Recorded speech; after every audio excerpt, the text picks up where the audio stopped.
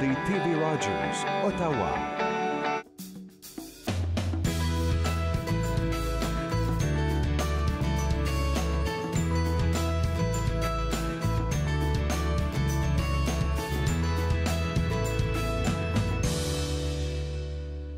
Bonjour et bienvenue à Entre nous, exclusivement sur les ondes de TV Rogers. Je suis Claude Andrea Bonnier. Je me ferai le plaisir de passer la prochaine heure avec vous. Je vais commencer par vous donner une information assez importante. La Commission de la capitale nationale vous invite à penser à votre sécurité en ne vous aventurant pas, surtout pas sur le canal Rideau. En fait, ils nous font dire que la fine couche de glace que vous voyez là, c'est pas sécuritaire, c'est pas prêt. Il n'y a rien de prêt encore. Et toutes les personnes que vous voyez sur le canal, là, c'est vraiment des personnes, c'est une équipe qui travaille pour prévoir l'ouverture prochaine du canal Rideau pour tous ceux qui veulent patiner. Donc, c'est vraiment des experts qui sont là, c'est pas des personnes qui sont juste là pour le fun. Donc, ne vous y aventurez pas. Et puis, on nous fait dire aussi que la 49e saison va ouvrir, je pense, dans les premières semaines de janvier. Je pourrais pas vous dire exactement la date parce que on a reçu même quelqu'un il y a 2 semaines de la Commission de la capitale nationale qui lui aussi nous a dit qu'il n'était pas sûr de la date exacte, mais nous, on vous invite à aller suivre sur Instagram, Facebook ou même à visiter le site web de la CCN pour pouvoir savoir exactement quand est-ce que ça ouvre parce qu'il ne faudrait pas vous aventurer là parce que c'est vraiment pas sécuritaire. Alors, c'était ça l'information de la plus haute importance que j'avais à vous donner. Je continue avec tout ce qui se passe un peu dans la région. Je veux parler d'une exposition, Victoire 1918, qui se passe au musée de la guerre, qui est ouverte au musée de la guerre.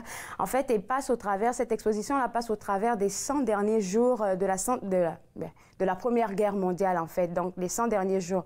Imaginez un peu des personnes qui étaient sur le pied de guerre.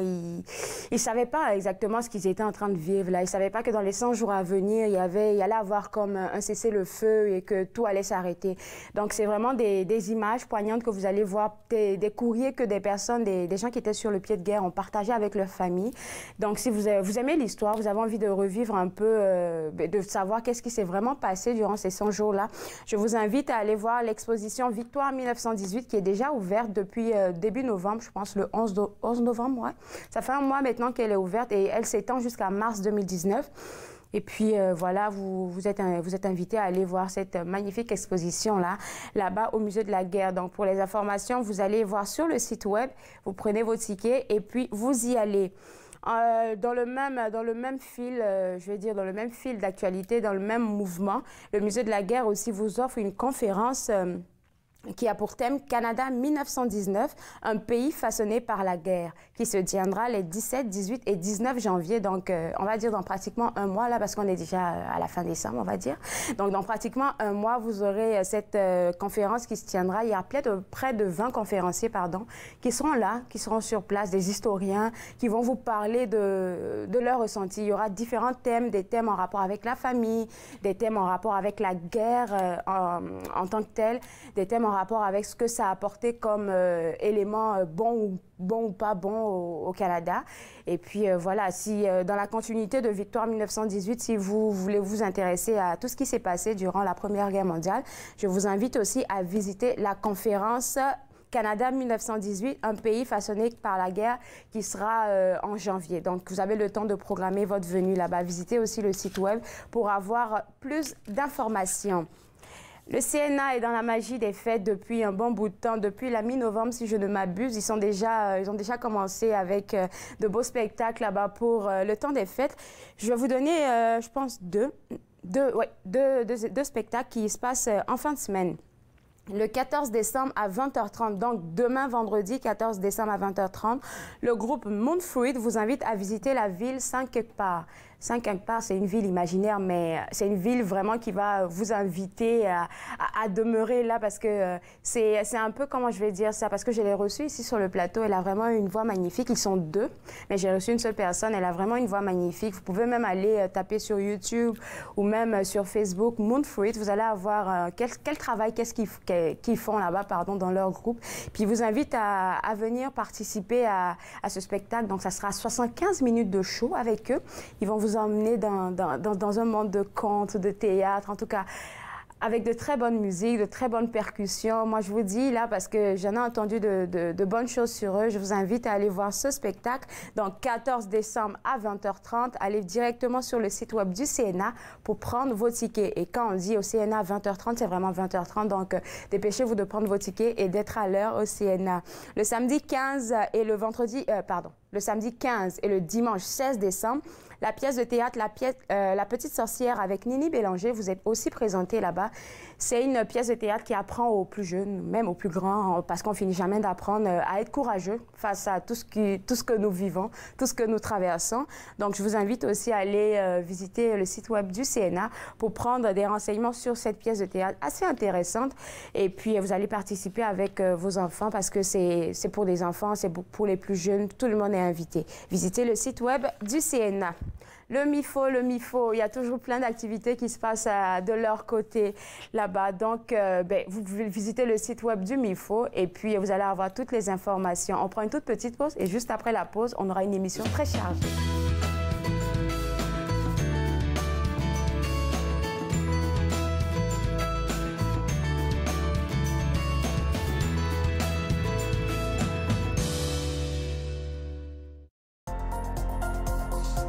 L'émission suivante vous est présentée par la télétransportée Rogers. Profitez du contenu exclusif gratuitement. Disponible au www.rogersanyplacetv.com. Mon nom c'est Erika et je suis bénévole à TV Rogers. À TV Rogers, j'ai appris comment être débrouillard. C'est une expérience que je trouve que tout le monde devrait essayer au moins une fois. L'ambiance à TV Rogers, c'est quelque chose d'extraordinaire. J'adore comment que tout le monde est chaleureux et ils acceptent tout le monde. Donc moi, je dirais, essaye le stage à TV Rogers. J'ai attendu une autre année, puis vraiment, j'aurais dû le faire plus tôt.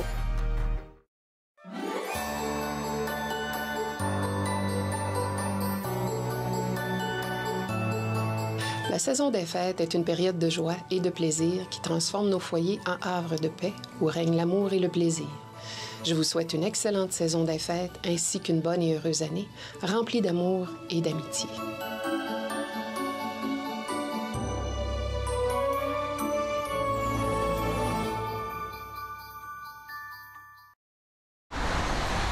Êtes-vous du genre à continuer ou à arrêter? Difficile de s'arrêter quand on est dépendant. La légalisation du cannabis n'arrête pas la dépendance, elle banalise sa consommation. Soyons vigilants face aux impacts. Vous avez besoin d'aide? Visitez portage.ca. De retour entre nous exclusivement sur les ondes de TV Rogers, j'ai avec moi un étudiant de la Cité, Alexander Brown, bonjour. Et puis, vous êtes là aujourd'hui pour nous parler de la première édition de Agricité. Oui. Alors, qu'est-ce que c'est? Agricité, ça va être une conférence de plusieurs conférenciers avec plusieurs kiosques où on va démontrer les petits fruits, les légumes et les cultures non traditionnelles.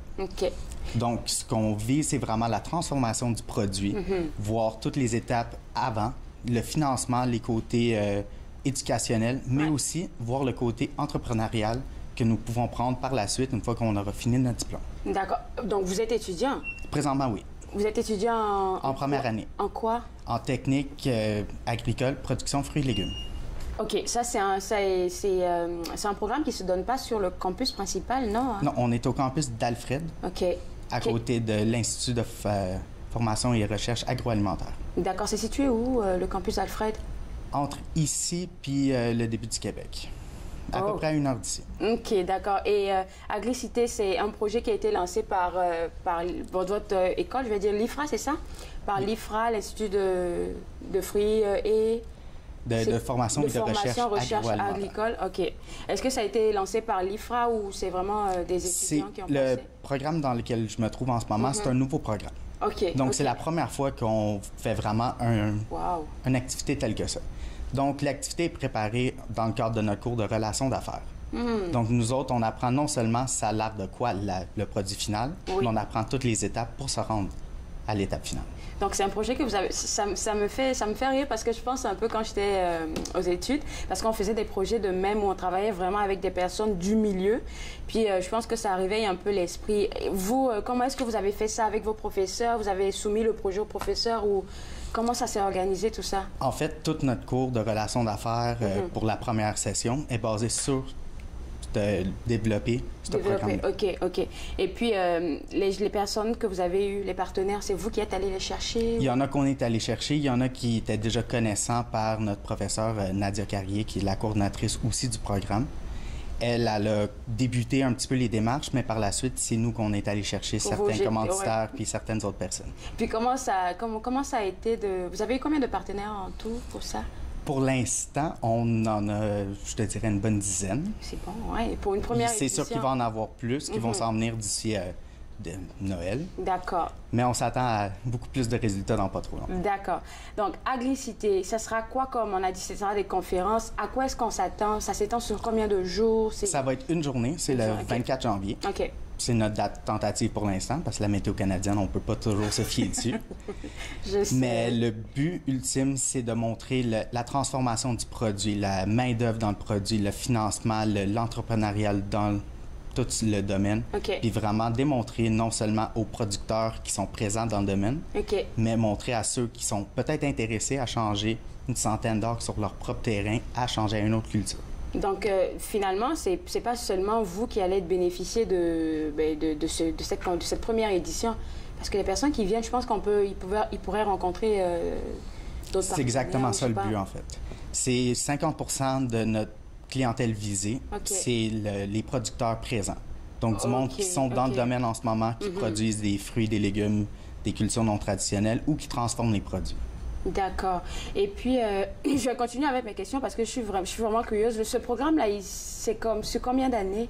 Ça va être un programme de 2 ans. Ça, c'est un programme de 2 ans. Et déjà, dès la première année, on vous apprend à aller sur le terrain et tout. Puis, vu l'étendue de ce projet-là, quelle est la vision que vous voulez? Parce que quand on monte un projet, on se dit, OK, dans 2 ans, 3 ans, on aimerait arriver à tel niveau.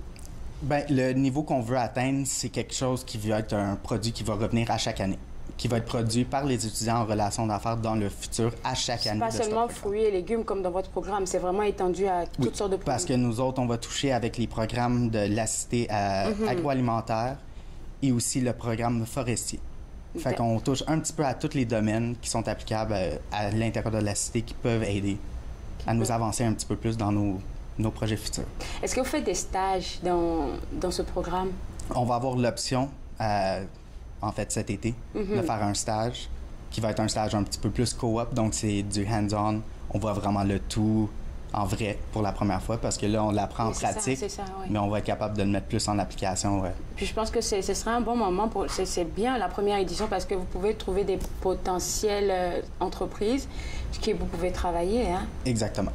Mais la chose que je veux souligner le plus, c'est que c'est la première édition surtout pour le franco-ontarien. D'accord. Donc, il y a certaines conférences qui se donnent déjà dans des milieux semblables, mais qui sont juste anglophones. Donc, nous, on vise vraiment la clientèle plus franco-ontarienne et aussi la région de l'Outaouais du Québec. Donc, la culture un petit peu plus francophone, faire venir ça à l'avant un petit peu plus. C'est étonnant parce que moi, comme je disais même avant l'entrevue, quand je suis arrivée, je pensais que la cité avait juste une seule place. Puis, il y a pas beaucoup de monde qui s'aventure à ça. Qu'est-ce qui t'a emmené là-bas? Bien, en fait, moi, j'ai eu un très long parcours. J'ai été parajuriste avant, technicien juridique. OK. Puis, c'est pas le type de domaine qui m'intéressait. Donc, comme plusieurs de monde dans mon programme, on est du monde qui veulent vraiment changer quelque chose pour nous, mais aussi pour le reste du monde autour de nous. Donc, moi, ma vision, c'est vraiment la nutrition, puis changer la façon qu'on consomme, mais aussi qu'on voit la nourriture. Et puis, s'il y a quelqu'un qui nous regarde et qui est un peu hésitant à faire ça, qui s'est dit non, c'était peut-être un peu trop difficile, qu'est-ce que toi, tu pourrais lui dire? Vu que tu es en première année, forcément, tu as eu à avoir certains points positifs dans ça. Bien, pour moi, premièrement, je suis un étudiant très mature à comparer à mes collègues de classe. J'ai 10 ans de plus qu'eux autres en ce moment. Donc, pour moi, c'est vraiment quelque chose que je veux faire, puis c'est un impact que je veux avoir. Donc, si tu ressens le besoin tu es impliqué un petit peu plus dans l'environnement, l'agroalimentaire, puis tu es plus satisfait de ce qu'on a à tous les jours, comme non seulement restaurant, mais qualité de nourriture qu'on voit à tous les jours. C'est le premier pas qu'il faut prendre. Et alors, si moi, on veut participer, c'est quoi, sur le site web ou où est-ce qu'on se rend? On va avoir un Eventbrite pour le monde qui veut s'inscrire et tout ça. C'est plus comme un cadre de cours. Donc, on s'inscrit, puis on choisit quelle conférence qu'on aimerait nécessairement y aller voir. D'accord. Bien, merci beaucoup. Ça fait grand Bon vent plaisir. pour la première édition et je vous souhaite plein d'éditions encore. Merci beaucoup. Alors, je vous invite à participer à la première édition de Aglicité si vous êtes intéressé parce que les partenaires, il y en a, ils en ont encore besoin. Vous visitez le site web du Collège de la Cité et puis vous allez avoir accès à tout ce qui se passe avec eux pour la première édition. On va prendre une toute petite pause et juste après la pause, le caribou de toundra, ça vous dit forcément quelque chose. Il est en voie de disparition. Hein. On va en parler tout de suite après la pause avec quelqu'un de Ressources naturelles Canada. Vous regardez Entre nous sur les ondes de TV Rogers.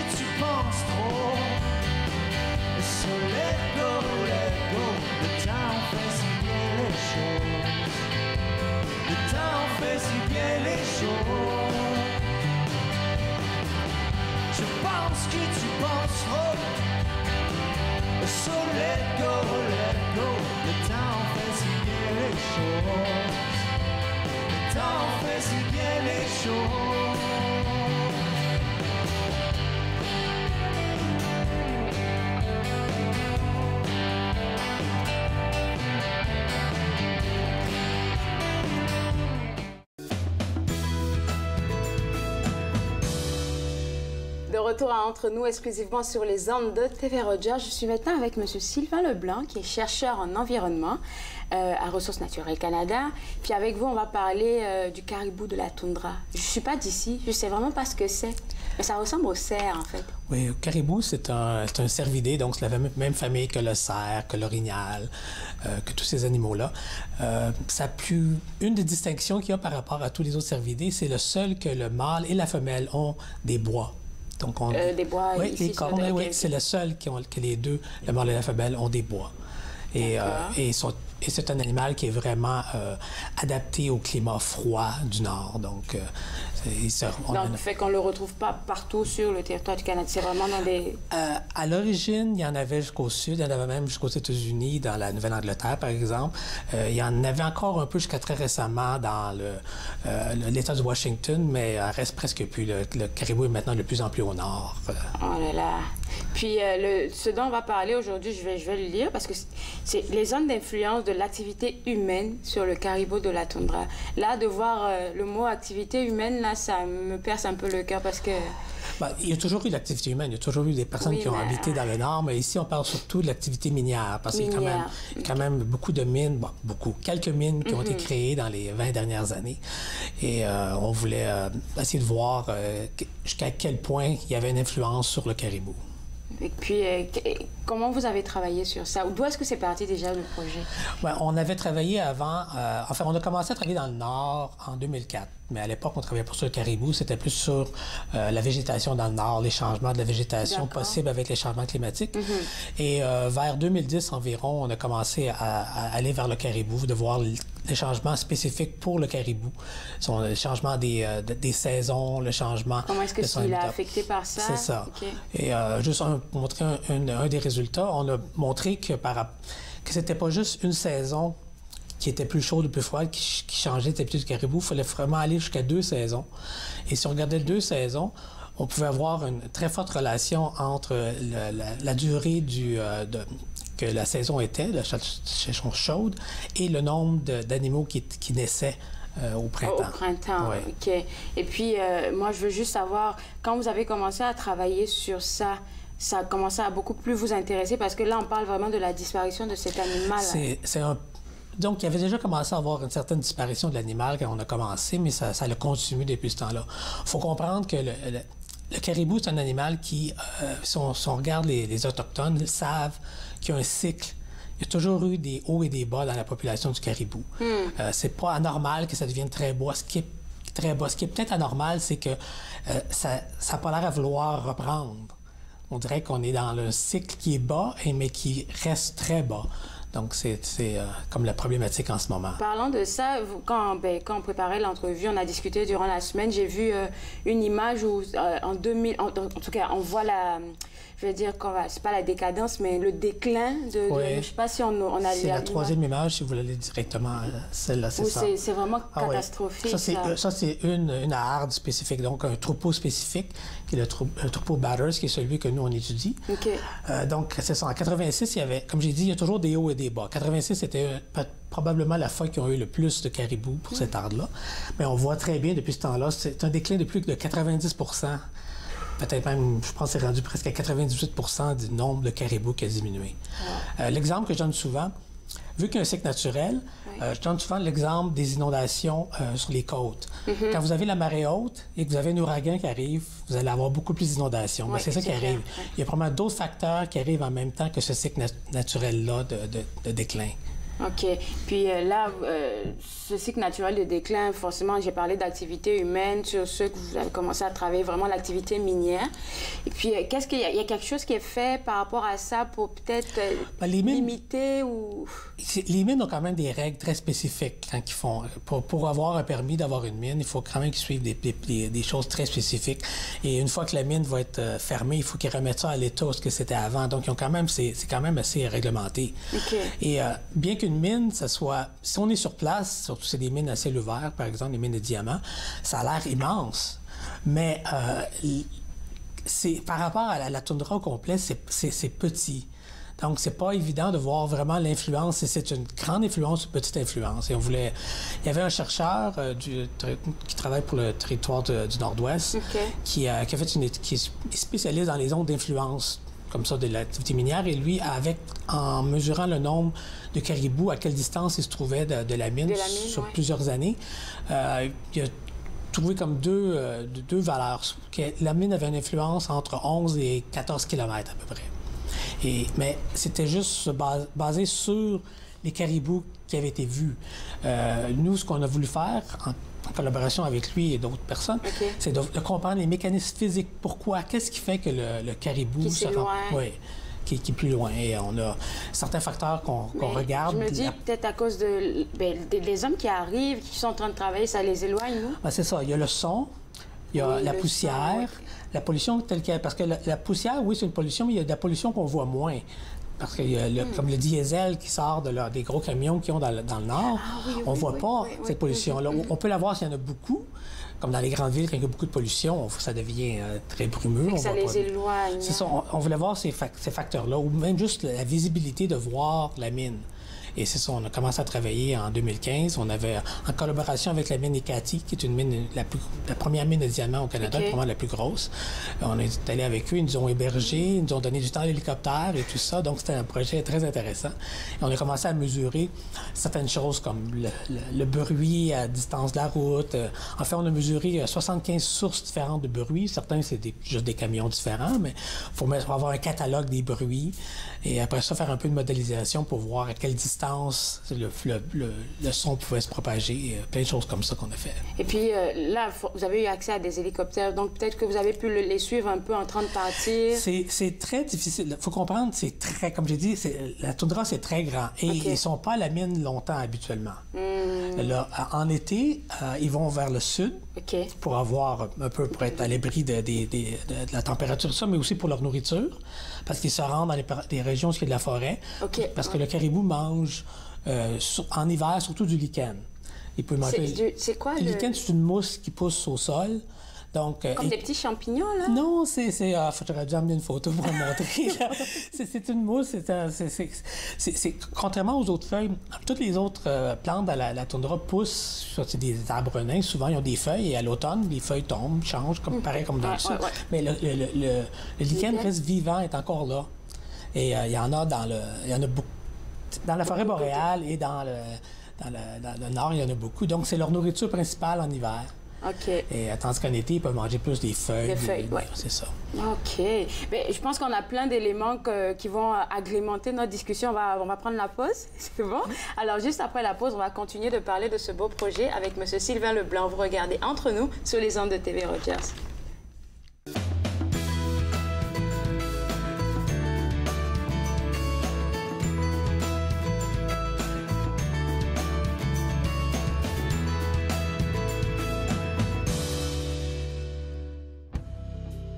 Seul dans notre chambre, je te jure que rien n'est drôle. Les saisons changent, mais moi je reste pareil, comme une feuille à l'automne. Je suis en manque de sommeil.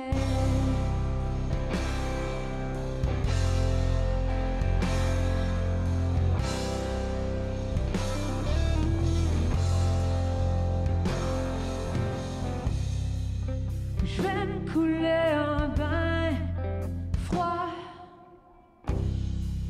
plonger ma tête sous l'eau. Mais tout est si clair, tout est si beau. Les saisons changent, mais moi je reste pareil.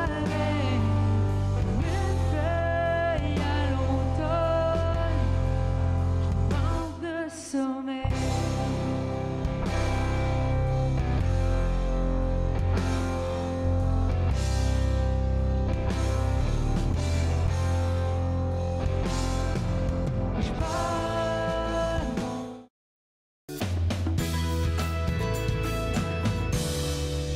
De retour à Entre nous, exclusivement sur les ondes de TV Rogers. On parle toujours du caribou de la toundra. Et puis, dans le premier blog, vous avez expliqué un peu la dynamique de pourquoi travailler sur ce projet. Puis là, vous avez travaillé avec une équipe, vous n'étiez pas seul. Oui, on est trois scientifiques de Ressources naturelles Canada qui sont allés les 4 dernières années, 4 derniers étés dans le Grand Nord, 3 fois à la mine. Et l'été passé, on est allé à un centre de recherche du gouvernement de territoire du Nord-Ouest, qui se trouve à peu près à 50 km de la mine. Donc, c'est les mêmes conditions. Et on est allé là faire d'autres tests qu'on ne pouvait pas faire à la mine. D'accord. Je pense que vous avez travaillé sur des cartographies que vous voulez nous présenter. Puis, on va aller avec... Juste ici, pour montrer une idée un peu, le caribou de la toundra, il existe plusieurs ardes, donc plusieurs troupeaux. Et voici, donc, c'est différentes espèces? Ça, c'est vraiment la même sous-espèce. Le caribou, c'est l'espèce. C'est le caribou de la toundra, c'est une sous-espèce. Il y a aussi le caribou des bois qui est encore plus affecté. Mais ça, nous, on travaille sur le caribou de la toundra. C'est ça. Et celle que nous, on travaille en particulier, c'est celle de Batters, qui est en bleu ici. Mais on voit parfois qu'ils peuvent se rencontrer. C'est pas comme s'ils restaient toujours dans la mer. Des fois, et juste une petite chose, celle complètement à gauche, le porcupine, c'est probablement la seule, une des rares qui est en bonne santé. Cette arde-là n'a presque pas perdu de caribou dans les dernières années. OK. Fait qu'ils sont mieux protégés peut-être? Peut-être mieux protégés, peut-être plus au nord, il y a peut-être des facteurs, j'aimerais mieux pas spéculer exactement. C'est peut-être un exemple à suivre ce qu'ils ont fait, mais c'est celle qui est le mieux. Les autres ne se portent pas aussi bien, disons. D'accord. Deuxième cartographie, on pourrait... Oui, ben, c'est plus montrer la Batters exactement, c'est où. Les caribous, comme je disais, en hiver, ils vont vers le sud. Oui. Et ils ont leur route au mois octobre-novembre, et ils donnent naissance, ce qu'on appelle ici, on va en anglais le calving ground, au printemps. Okay. À peu près toujours les mêmes dates. Okay. Et c'est à peu près toujours, c'est basé sur le cycle du soleil. C'est pour ça que je disais, les changements climatiques peuvent avoir un effet, parce que c'est basé sur le soleil et non pas sur les saisons, la chaleur. Eux, ils sont habitués. C'était optimisé pour... Il y a eu probablement des milliers et des milliers d'années que le climat était semblable. Et eux, ils sont habitués. Ils sont un peu... Peut-être qu'ils sont un peu perturbés. C'est ça, il faut qu'ils s'habituent. Tous les animaux peuvent s'adapter au changement climatique, à tout changement, mais ça prend du temps. Donc, et vous voyez la petite partie qui est en gris sur l'image, c'est notre zone où on est allé faire nos études avec la mine et même aussi le centre de recherche. Et puis, ça fait combien de kilomètres carrés, ce lieu-là? Ben, si on regarde la mine, j'ai une image avec, on voit un peu l'étendue de la mine, peut-être l'image 4, je crois. L'image 4? Oui, l'image 3, c'est ça. Vous voyez, on voit comme un chemin qui va de la partie au nord, en haut d'image, la partie en bas. Oui. Ce chemin-là est à peu près 28 km de long. OK. Et parce que ce qui arrive, c'est qu'ils ont une partie de leur activité minière est faite dans le sud, mais leur usine pour la première transformation des grosses roches est au camp principal qui est en haut de l'image. Donc, il faut que les camions passent très régulièrement cette route-là. C'est ça. Donc, une bonne partie de notre travail s'est faite sur Puis là, vous avez un hélicoptère aussi pour essayer de voir tout ça? Oui, pour aller plus loin. OK. On a fait beaucoup aussi. On allait juste sur le bord de cette route-là, et là, on marchait. On prend des mesures à 10 mètres. Okay. 30 mètres, 50 mètres, 100 mètres, 1 km, 2 km pour mesurer la poussière, mesurer le son, mesurer le pH du sol, plein de choses comme ça. Puis ça a dû être difficile justement parce que si les animaux même essaient de fuir tout ce bruit pour pas rester un peu dans le calme, comment vous avez travaillé avec... Il y a le vent, je pense, ça varie beaucoup. En fait, le vent, c'est pas mauvais parce que plus que de vent, moins qu'il y a de moustiques. Et même les caribous le savent. Un caribou, des fois dans le nord, il y a tellement de moustiques, les caribous, il y a des cas des caribous ont marché des journées entières pour essayer de fuir les moustiques. Et ça pourrait être même une cause de la mortalité de certains caribous, le fait qu'il y ait trop de moustiques. Oui. Okay. J'inviterais les personnes à faire une petite recherche Google, mosquito et je pense que c'était en Alaska, il y a un exemple de vidéo que quelqu'un a pris et c'est épouvantable. Nous, on était chanceux, on n'en a jamais eu autant que ça. On a eu des conditions chaudes, froides, on a eu un peu de tout. OK. Moi, ce qui va m'amener à vous poser la question pendant votre travail, est-ce que vous avez eu à, pas rencontrer de plus près, mais à voir des animaux vraiment en mouvement? On était... Sur les 4 années que je suis allé, la plupart des années, on voyait peut-être un caribou ou deux. En 2016... Et là, c'est ce qui fait un peu le paradoxe de la zone d'influence qu'on étudie. En 2016, les caribous étaient très proches de la mine. Ils ont passé beaucoup sur cette route-là et plein d'autres routes. Il y a quelque chose qui a changé, peut-être? Peut-être qu'ils se sont habitués. C'est qu'au début, ils ne reconnaissaient pas les sons, ils ne reconnaissaient pas les choses, mais peut-être que maintenant, ils sont habitués. Ce qui était merveilleux, ça nous a permis d'avoir beaucoup plus de caribous. On a aussi rencontré grizzly et d'autres choses comme ça. Grizzly, je sais pas. C'est un ours, un des plus gros ours, les plus dangereux. Moins dangereux que l'ours polaire, mais encore très dangereux. Mais on a été chanceux, il avait été repéré avant. On a eu le temps d'embarquer tout notre équipement, de rentrer dans notre pick-up et on l'a vu. J'ai pris des photos à partir du pick-up et non pas à partir proche de nous.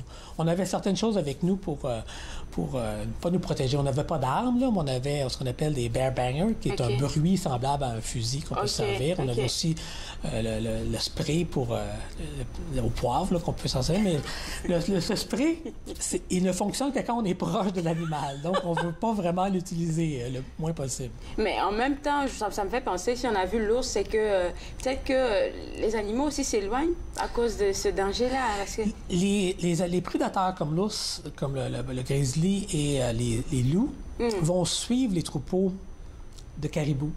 Un loup peut manger une dizaine de caribous par année. Oh non! Oui. C'est probablement le prédateur le plus important, peut-être après l'homme, mais même là, la chasse est presque interdite dans plusieurs secteurs maintenant, dans le Grand Nord, même pour le peuple autochtone qui survivent à l'époque. Eux, ils servent de tout. C'est pas juste la nourriture, ils se servent vraiment de tout pour faire leurs vêtements, pour faire plein de choses.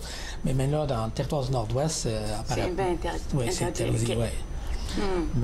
Mais non, c'est très intéressant. Comme on a vu d'autres animaux, on a vu des renards roux et plein d'autres choses. C'est très intéressant.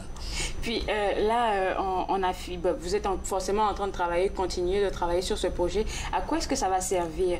À voir comment est-ce qu'on... C'est de vraiment mieux comprendre les mécanismes. Si on comprend c'est quoi le mécanisme qui fait que les caribous avaient peur d'aller proche de la mine, peut-être que c'est quelque chose qui pourrait être réveillé. Comme en ce moment, on a pour la poussière, on dirait que la poussière, après 1 kilomètre, on ne voit pas de différence sur les feuilles marquées entre la poussière naturelle et la poussière qui vient de la route. On a une carte, on a fait des mesures au sol, mais j'ai aussi une carte qui montre un peu à partir de données par satellite, parce que c'est notre spécialité, au sens que je suis, qui montre un peu l'étendue proche de la route. Donc, on a pris nos mesures au sol et après ça, on vérifie. Et comme ici, on voit très bien ce qui est en rouge, c'est où est-ce qu'il y a la plus grande probabilité d'avoir la poussière, parce que c'est la route. Et plus on s'éloigne, plus qu'il y a moins de chances de voir. Et après quelques kilomètres, il n'y a plus rien. Il n'y a plus rien. Donc, et on a vu le même phénomène avec le pH du sol. Le pH du sol, proche de la route, à peu près le pH de la route. Et plus s'éloigne, plus qu'il devient, après 1 kilomètre, il devient naturel. Un pH de 4. Le sol de la toundra est très acidique, donc c'est un pH de 4 à 5 à peu près. OK, mais puis là, moi je me dis aussi, on a parlé du bruit, là. Peut-être qu'il y a ça, finalement. Le bruit, c'est à ce moment, je dirais, c'est probablement l'effet qui est ressenti le plus loin. Oui, les petits camions, peut-être 1 ou 2 kilomètres. Les plus gros camions, peut-être un peu plus. Mais ils ont aussi un aéroport avec des avions, des hélicoptères. Je sais très bien que même en 2016, où les caribous avaient l'air d'être habitués à la mine, ils n'étaient pas encore habitués aux hélicoptères. Parce que là, c'est nouveau encore. C'est peut-être un bruit plus qui les dérange plus, ou peut-être que c'est associé aussi avec d'autres choses. Je ne sais pas s'il y en a qui l'ont déjà utilisé pour la chasse ailleurs. Il y a peut-être d'autres raisons qui font, mais c'est probablement... Parce qu'un hélicoptère peut être étendu à 40 km peut-être de loin. Oui, c'est vrai. Beaucoup plus. Et certains avions qui atterrissent sont à réacteurs. Donc, eux pourraient attendre peut-être à une centaine de kilomètres. Donc, c'est probablement les sources qui les affectent le plus. Merci beaucoup pour toutes ces informations. Je suis remplie aujourd'hui de votre expérience. Je vous invite à aller visiter le site web pour avoir tout ce dont on vient de parler. Si vous êtes intéressé de savoir qu'est-ce qui se passe avec le caribou de la toundra, je vous invite à visiter le site web. On va prendre une toute petite pause et juste après la pause, on a terminé avec le caribou. Maintenant, on parle cinéma avec Gisèle Lantais. Vous regardez Entre nous sur les ondes de TV Rogers.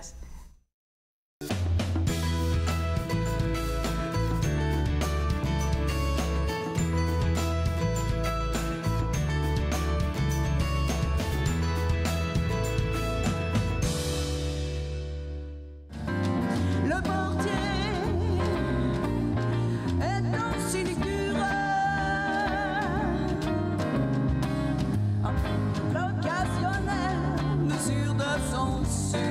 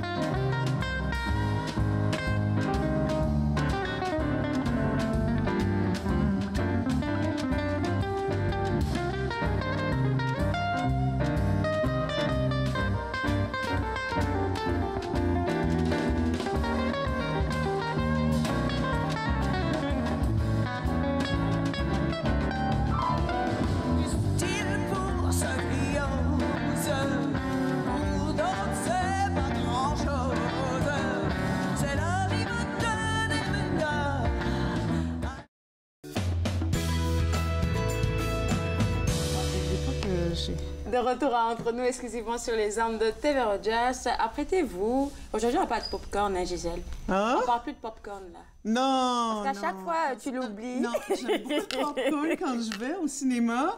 Mais il faut dire que quand on fait une critique et on a des morceaux de popcorn dans les dents, là... C'est pas joli. C'est pas joli.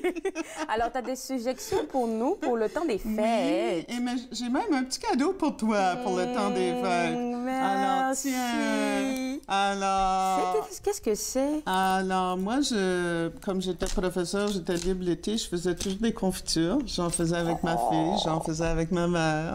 C'est une confiture que tu m'as offerte, pas à mon frère. Parce que lui, là, non, c'est à moi. Merci beaucoup. Alors, ça, c'est poire et gingembre frais. Alors, je râpe le gingembre et puis, oui. Merci. C'est une douceur. C'est un peu de soleil dans le milieu de l'hiver. OK. Merci beaucoup, Gisèle. Je te fais un gros câlin à la fin de l'émission. Alors, on va revenir à notre film. Oui.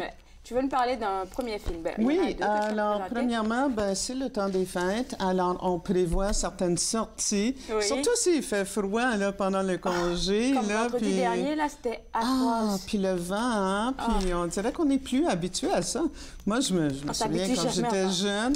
Et là, en regardant la course des tucs, on se souvient là, de quand on était tout emmitouflés, on allait patiner, on avait le vent qui nous frappait en plein front, là, et puis il fallait être tout couvert parce qu'on passait la journée dehors.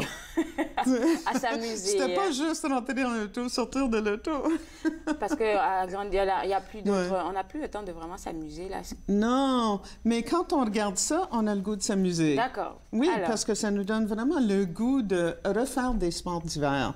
D'accord. Puis même en famille. D'accord. Alors, c'est quoi comme film, là? Alors, c'est une suite, parce que je pense l'année passée ou l'année d'avant, il y avait La guerre des tucs.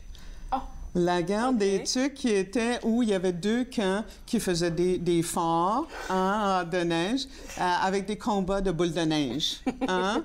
Et puis là, il y avait même des catapultes et tout, là. C'était vraiment spécialisé. Et c'était... surtout, c'était divisé en deux camps. OK. Et c'est souvent la même chose quand on va à l'école. Tu sais, il y a des étudiants, il y a toujours des groupes, des cliques, puis les gens se divisent en deux camps. Puis des fois... ça se passe dans la cour d'école. Oui, tout se passe dans la cour d'école. Donc, c'est un film pour enfants? Oui, c'est un film pour enfants. Donc, c'est un film d'animation. Et ces films-là, les deux films, La guerre des tucs et La course des tucs, ça a été inspiré d'une série de films de Roch Demers qui s'appelait « Et on voit à l'écran ». Alors, tous les petits bonhommes, et c'est vraiment québécois aussi, tu sais, c'est vraiment québécois franco-ontarien dans le sens que « Et on voit ». Évidemment, les deux. Alors, au début du film, il y a comme un concours de luge. Hein? Ils décident que cette fois-ci, ça va être la vitesse. Hein? Mais il y a Zach qui est le nouveau dans le village. Et lui, il va venir avec sa cousine Charlie, qui est belle, grande et une chanteuse en plus. Là, alors, très populaire. Mais lui, c'est comme le méchant. Il veut à tout prix gagner. Et il est prêt à tricher, à faire n'importe quoi là, pour gagner la course. Et quand tu vois...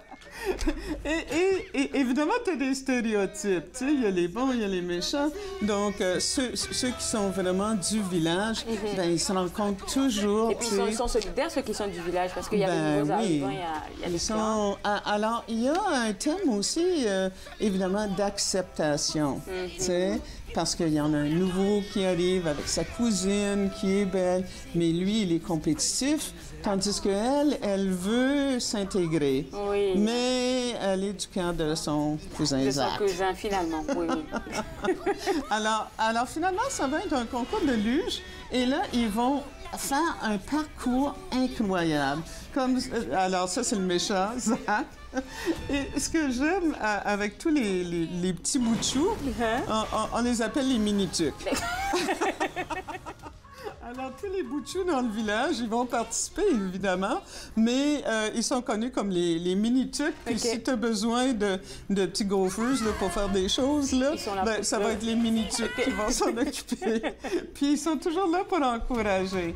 Alors, ils se rencontrent toujours dans la grange du village. Et finalement, cette grange-là va devenir l'enjeu de la course. Comment ça? Alors, cette grange-là... Et là, ben, il va y avoir des partisaneries. Mais c'est un beau film qui nous encourage à faire des sports d'hiver, à sortir, à s'amuser. Il va y avoir évidemment une séparation entre les deux camps, une certaine acceptation. Et il va y avoir évidemment un apprentissage. Parce qu'ils vont apprendre à se connaître, ils vont apprendre à voir... Puis, à la fin, ce qui va compter, ça va être l'amitié. C'est ça que j'allais dire. Ça finit toujours bien. Alors, c'est un film positif. Mais c'est un film qui est assez drôle par moment, comme moi, par exemple. Je peux t'entendre rire, là, c'est clair que c'est Oui. Et le parcours qu'ils vont installer, ça va être comme des vraies montagnes russes. Hein? Vous avez vu ça, là? Et même quand on le voit en 3D, on a plus l'effet de vitesse et de catastrophe parce qu'ils vont même installer comme une boucle, là, comme dans les vraies montagnes russes, là. Oui, c'est ça. Ça va être catastrophique, évidemment. Alors, mais pas trop fatal. On le voit quand, celui-là, la course des Alors, il est déjà à l'affiche. OK. Et je suis sûre qu'il va jouer jusqu'à mi-janvier, facilement, là, parce que c'est un bon film pour les enfants, pour la famille, pour les adultes aussi. Mais oui. Parce qu'il faut dire que les voix, c'est toutes des voix qui sont connues. Comme moi, j'adore Chabot. Hein? Chabot, c'est le gros, le tough qui est fort, là, puis qui a pas... Et c'est Guy Leroy qui l'incarne dans la voix, tu sais, il est vraiment québécois, lui, un peu colon, tu sais. J'adore ça. Il y a les mêmes personnages que dans le premier. Donc, il y a Sophie et Luc qui s'étaient rencontrés. Je pense qu'on a un deuxième film à montrer, là. Ouais. On va les laisser aller le découvrir, c'est pas mieux, là. Ouais. On a donné tellement d'informations que... oui. C'est bon? Mais c'est vraiment bien. D'accord. Alors, on va prendre une pause. C'est bon? Oui! Juste après la pause, on continue avec un deuxième film super intéressant. Restez avec nous, vous regardez Entre nous sur les ondes de TV Rogers.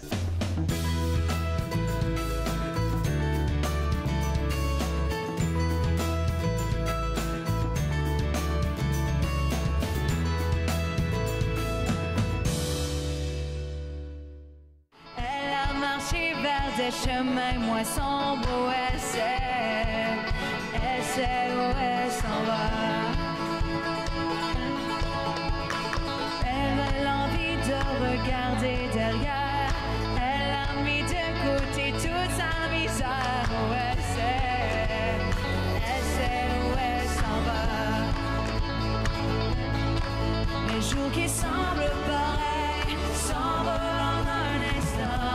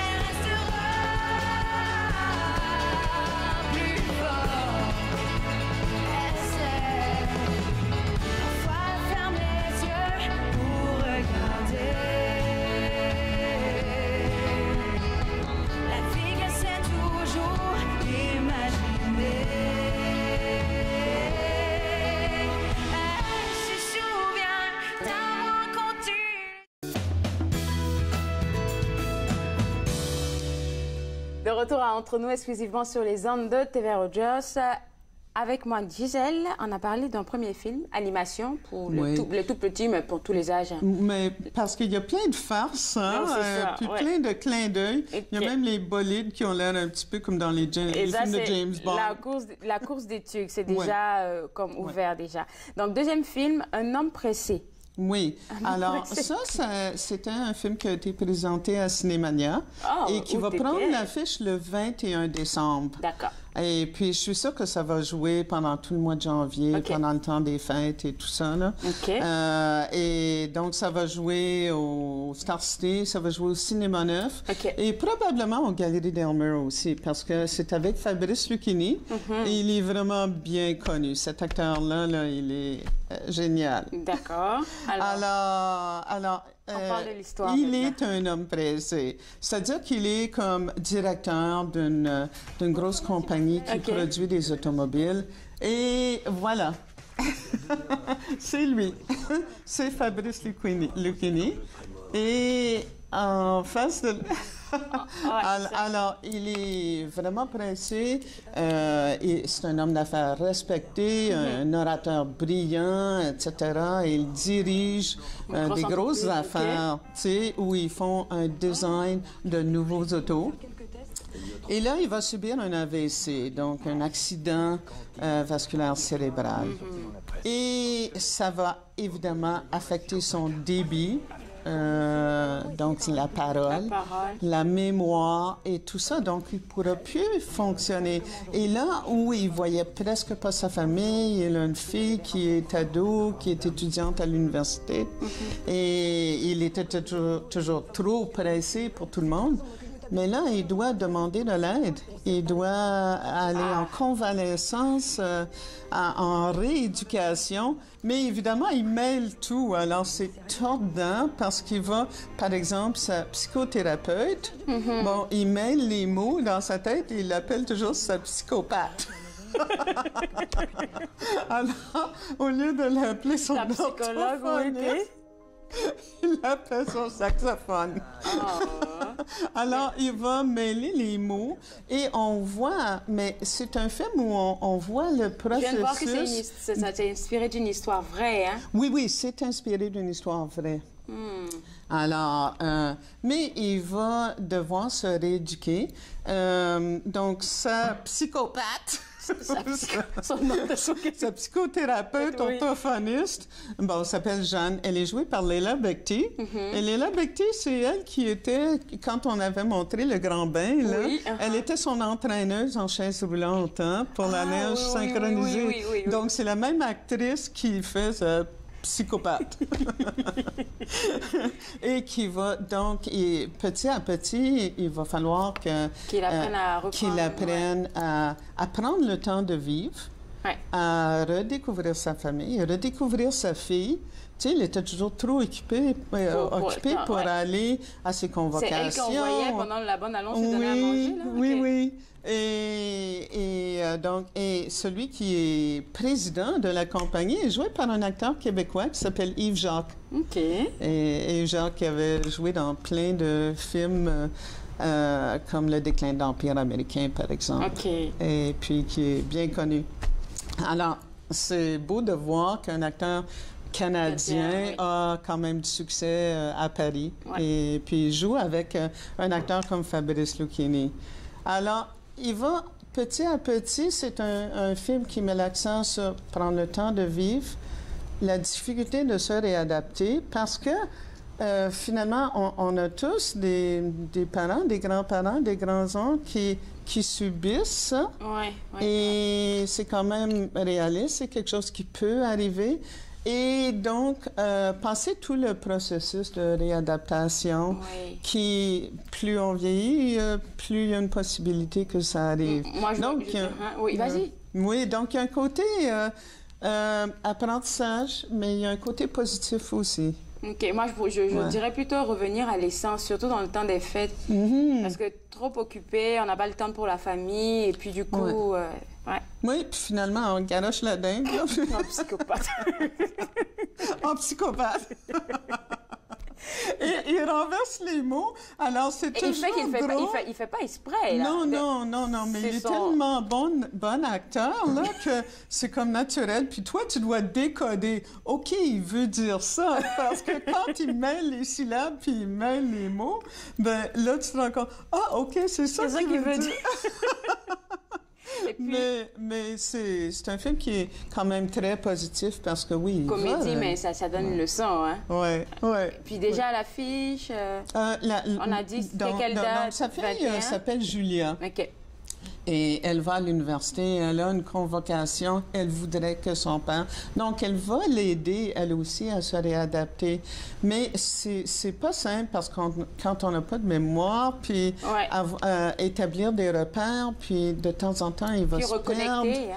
Puis reconnecter, oui, parce que finalement, ça fait plusieurs années qu'il ne connecte pas avec sa fille, qui est une autre mentalité aussi, une autre génération. Tu sais, comme lui, il ne se fiait pas tellement, tu sais, à la technique. Mais là, il doit avoir comme un téléphone il doit peser tel pour savoir où habite-t-il et pas le perdre, son téléphone, là. Parce qu'il doit se repérer, tu sais, comme s'il part de la maison, puis tout ça. Et puis, tu as dit que c'est déjà à l'affiche à partir du 21? Alors, ça commence le 21 décembre. Du côté du Québec. Donc, ça va jouer pendant tout le temps des fêtes. Donc, on s'étend jusqu'à peut-être mi-janvier aussi? Moi, je dirais même jusqu'à la fin janvier, parce que c'est vraiment un excellent film. Évidemment, il y a des côtés sérieux, mais il y a toujours des côtés amusants avec Fabrice Lucchini. Et c'est un film positif aussi, là. Parce que dans le temps des films, des fêtes, ben, on veut un film positif. Super. Tu restes avec moi pour la pause? Oui. OK, d'accord. Oui. Alors, La course des tucs, Un homme pressé de Hervé Mirand. On vient d'en parler tout de suite. Ça va commencer à l'affiche bientôt. On continue avec Gisèle Lantais après la pause. Vous regardez Entre nous sur les ondes de TV Rogers.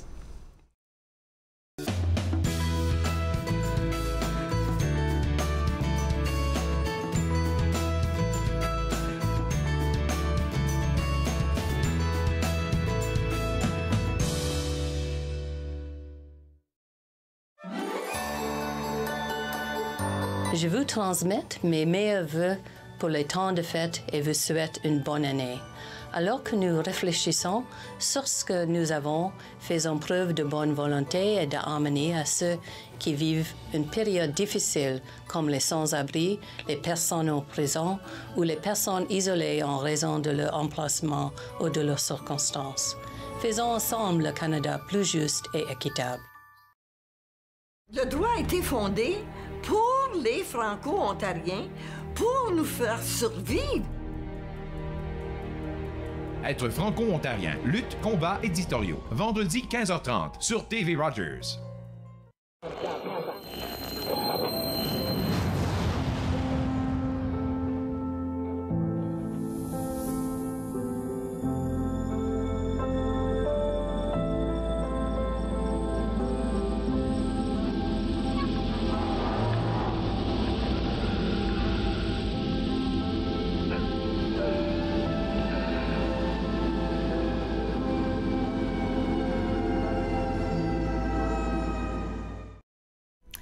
À la prochaine émission d'Émergence, je reçois Sylvie Beauregard, aussi connue sous le nom de Cibo. C'est une artiste de cœur, une jardinière de bonheur. Émergence, dimanche 19h30 sur TV Rogers. De retour à Entre nous exclusivement sur les ondes de TV Rogers. Gisèle, tu me disais qu'il y a un autre film qui continue de... c'est Le Grand Bain. C'est Le Grand Bain. Donc, j'en avais fait une critique la dernière fois. On a tellement ri. J'avais adoré. Donc, c'est Le Grand Bain. C'est au sujet d'une équipe de nage synchronisée masculine. Alors, dans le fond, ce sont tous des genres de losers qui vont se retrouver dans cette équipe-là. Puis, c'est joyeux. Okay. Alors, le Grand Bain, c'est un film de Gilles Lelouch. Et puis, on l'a jusqu'à combien? Il nous reste quelques secondes? Je pense que ça va jouer probablement jusqu'à Noël. Et peut-être qu'ils vont le garder parce que ça a beaucoup de succès et ça a gagné le prix du public à Cinémania. Merci, Gisèle. On se voit dans une année, on va dire dans quelques mois, mais c'est dans une année, 2019. Merci pour ça. Et puis, je te souhaite de joyeuses fêtes. On se revoit l'année prochaine. C'est bon? Et va voir la course des tucs. D'accord, je ferai ça. Alors, allez visiter le site web du Ciné-Club d'Ottawa. Moi, je me suis fait le plaisir de passer 7 heures avec vous. Demain, à l'émission, on va parler de beaucoup de choses. Le temps des fêtes, c'est un moment où vous êtes beaucoup en train à dépenser plein d'affaires. Là, demain, on aura une économiste qui nous parlera de comment réduire notre consommation. Puis on se voit demain. Au revoir.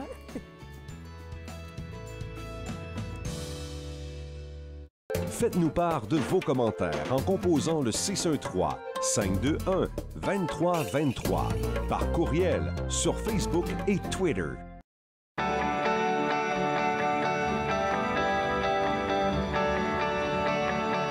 Vous regardez TV Rogers, Ottawa. Bonjour, je suis Dustin Jihu, je suis un bénévole pour TV Rogers. TV Rogers m'avait appris à vraiment être meilleur personne d'équipe, puis aussi de me déjeuner un petit peu parce que j'avais du trouble avant avec des personnes, mais maintenant c'est plus comme, je suis plus confortable juste être avec des personnes. Quand j'ai commencé le semestre, j'ai pris des bons amis, puis c'est facile de faire des amis quand vous travaillez ensemble, puis vous allez pour la même chose.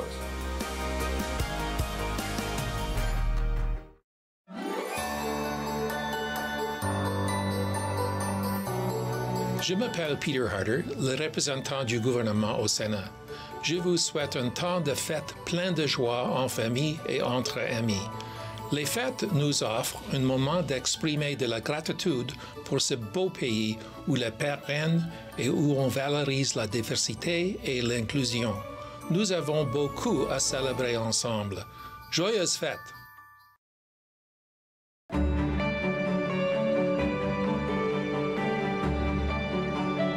Vous regardez TV Rogers, Ottawa.